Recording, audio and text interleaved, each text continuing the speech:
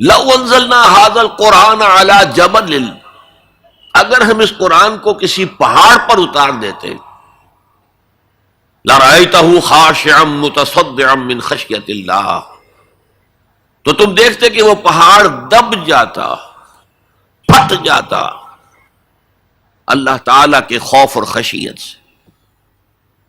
وَتِلْكَ الْأَمْثَالُ نَضْرِبُهَا لِلنَّاسِ، اور یہ مثالیں ہیں جو ہم لوگوں کے لیے بیان کرتے ہیں، لعلہم یتفکرون، شاید کہ وہ تفکر کریں، غور و فکر کریں۔ قرآن مجید میں وہ مضامین جو بہت لطیف ہوتے ہیں، بہت لطیف ہوتے ہیں، جن کا ادراک عام انسانی عقل سے ماورا ہے، اس کے لیے تمثیلیں بیان کی جاتی ہیں۔ ما لا یدرک کلہ لا یترک کلہ، اگر وہ مضمون بتمام و کمال سمجھ میں نہیں آ سکتا تو کچھ تو آ جائے تمثیل کے حوالے سے، اگر غور و فکر کریں گے تو بات سمجھ میں آ جائے گی۔ اب اس تمثیل کے حوالے سے سب سے اہم مقام جو ہے قرآن مجید کے اس اصول کے تحت کہ القرآن یفسر بعضہ بعضا، قرآن کا ایک حصہ دوسرے حصے کی تفسیر کرتا ہے۔ سورہ اعراف میں یہ واقعہ مذکور ہے کہ جب حضرت موسیٰ علیہ السلام کوہ طور پر گئے تورات لینے کے لیے، تو وہاں انہوں نے اللہ سے ایک خواہش کا، ایک درخواست کا اظہار کیا۔ مخاطبہ اور مکالمہ تو اس سے پہلے بھی ہو چکا تھا، اب یہ شوق، رب ارنی انظر الیک، پروردگار اب دیدار بھی عطا فرما دے۔ پردے کے پیچھے سے بات تو ہوتی رہی ہے اور ہو رہی ہے، لیکن دیدار بھی عطا کر دے۔ اللہ نے فرمایا لن ترانی، تم مجھے ہرگز نہیں دیکھ سکتے، ولکن انظر الی الجبل، لیکن وہ سامنے والے پہاڑ پر نگاہ جماؤ، فإن استقر مکانہ فسوف ترانی، اگر وہ اپنے مقام پر قائم رہ جائے، ہم اپنی ایک تجلی اس پر ڈالیں گے، اگر وہ جھیل جائے اس تجلی کو تو تم بھی سوچنا کہ ہمارا دیدار کر سکو گے۔ فلما تجلی ربہ للجبل، جب اللہ نے اپنی تجلی ڈالی اس پہاڑ پر، جعلہ دکن، تو وہ پھٹ گیا، ریزہ ریزہ ہو گیا۔ وخر موسیٰ صعقا، اور حضرت موسیٰ بے ہوش ہو کر گر گئے۔ حالانکہ تجلی براہ راست حضرت موسیٰ پر نہیں تھی، تجلی پہاڑ پر تھی، اور حضرت موسیٰ بالواسطہ اس تجلی کا مشاہدہ کر رہے تھے، لیکن اس تجلی کا نتیجہ کیا نکلا؟ پہاڑ پھٹ گیا، ریزہ ریزہ ہو گیا، اور حضرت موسیٰ بے ہوش ہو کر گر گئے۔ اب یہ واقعہ ہے، وہاں تو تمثیل بیان ہوئی اور یہ واقعہ ہے۔ تو جو اثر اللہ تعالی کی ذات کی تجلی کا ہے، وہی اثر اللہ کی جو صفت ہے کلام، اس کی تجلی کا ہے۔ اس لیے کہ صفت کس کی ہے؟ اللہ کی ہے صفات ذات حق، حق سے جدا یا عین ذات، متکلمین اس مسئلے کا حل ہی نہیں کر پائے۔ کلام اللہ کی صفت ہے، اس کی صفت کی بھی وہی تاثیر ہے۔ یہ آیت قرآن مجید کی عظمت کو واضح کرتی ہے، جیسے کہ وہ ہے فی نفسہ ہی۔ اب دیکھیے کوئی چیز بہت عظیم ہے، بہت عظیم ہے، بہت عظیم ہے، اگر مجھے اس سے کوئی فائدہ نہیں تو مجھے اس سے کوئی دلچسپی نہیں ہوگی۔ فرمایا یا ایھا الناس قد جاءتکم موعظۃ من ربکم وشفاء لما فی الصدور وہدی ورحمۃ للمؤمنین قل بفضل اللہ وبرحمتہ فلذلک فلیفرحوا هو خیر مما یجمعون۔ اے لوگو، تمہارے پاس آ گئی ہے نصیحت، موعظت تمہارے رب کی طرف سے۔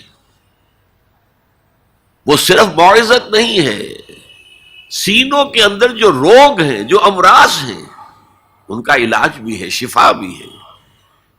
شفاء لما فی الصدور،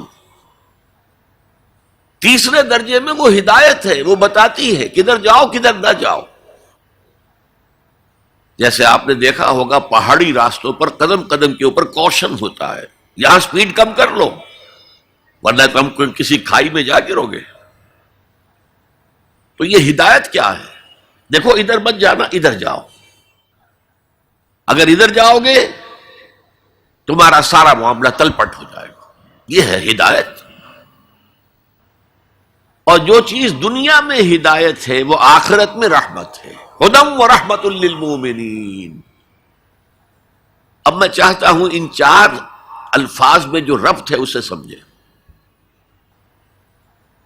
دیکھیے اگر کسی ایسی زمین پر بارش برسے جو اوپر سے بہت سخت ہے تو پانی بہہ جائے گا، زمین میں جذب نہیں ہوگا تو کوئی رویدگی پیدا نہیں ہوگی. اگر دل سخت ہیں تو قرآن مجید ان پر کوئی اثر نہیں کرے گا. اس کے لیے سب سے پہلے موعظہ کی ضرورت ہے، واعظ کی ضرورت ہے، نصیحت کی ضرورت ہے تاکہ دل نرم پڑ جائے. انسانی دل جب سخت ہوتے ہیں تو ان کی سختی چٹانوں سے زیادہ ہوتی ہے. سورہ بقرہ میں فرمایا ثم قست قلوبکم فہی کالحجارۃ او اشد قسوہ. یہودیوں سے خطاب ہے. ثم قست قلوبکم من بعد ذلک فہی کالحجارۃ او اشد قسوہ. اے بنی اسرائیل، تمہارے اس طرز عمل کے نتیجے میں تمہارے دل سخت ہو گئے اور اب وہ پتھروں سے زیادہ سخت ہے. لہذا سب سے پہلے ضرورت کیا ہے؟ دل کی زمین کو نرم کیا جائے، اس میں ہل چلایا جائے. یہ کام ہے موعظہ کا، واعظ کا، نصیحت کا. ہمارے معاشرے میں کسی زمانے میں واعظ کا بڑا رواج تھا. آج کل یہ چیز ختم ہو گئی ہے، بلکہ واعظ کو گھٹیا بات سمجھا جاتا ہے. بھائی کوئی عقلی بات کرو، کوئی علمی بات کرو، تم تو واعظ کہہ رہے ہو. گویا کہ واعظ گھٹیا چیز ہے. نہیں، واعظ سے دل میں رقت پیدا ہوتی ہے، نرمی پیدا ہوتی ہے. تو قرآن مجید ہی سب سے بڑا موعظہ ہے. ہم نے بدقسمتی سے کیا کیا، جب واعظ کہے جاتے تھے تب بھی مثنوی مولانا روم سے، ضعیف احادیث سے، واعظ دستاں زنو افسانہ بند.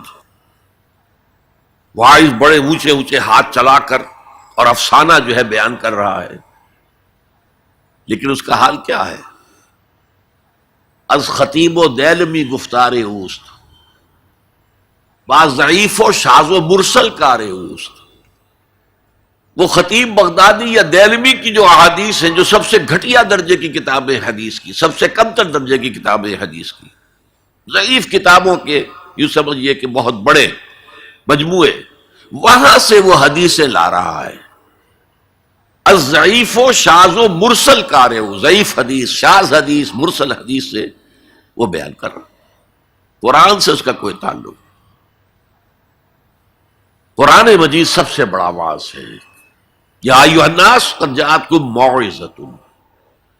یہ دل کو جب نرم کرتا ہے تو پھر اس میں جذب ہوتا ہے. یہ سیکنڈ سٹیپ ہے اس کا. اور جب دل میں جذب ہوگا تو دل کے اندر کی بیماریوں کو دور کر دے گا. دل کے اندر کی بیماریاں کون سی ہیں؟ تھرومبوسس نہیں، جائنا نہیں، وہ اور ہے. وہ دل کی بیماریاں جن کے لیے قرآن شفا ہے، وہ ہے تکبر، حسد، حب مال، حب دنیا، حب جاہ، حب شہرت. یہ ہیں وہ چیزیں کہ جو اصل ہیں، جو دل کے امراض ہیں. ان سب کو جڑ سے نکال کر پھینک دے گا قرآن حکیم. یا ایھا الناس قد جاءتکم موعظۃ من ربکم وشفاء لما فی الصدور. وہ ہدن، اور وہ ہدایت ہے. انفرادی زندگی کے لیے بھی ہدایت ہے، اجتماعی زندگی کے لیے بھی ہدایت ہے. هي الحلقات تحفظني بآيات من القرآن هي الحلقات تملأني بحب المصطفى العدنان، هي الحلقات تحفظني.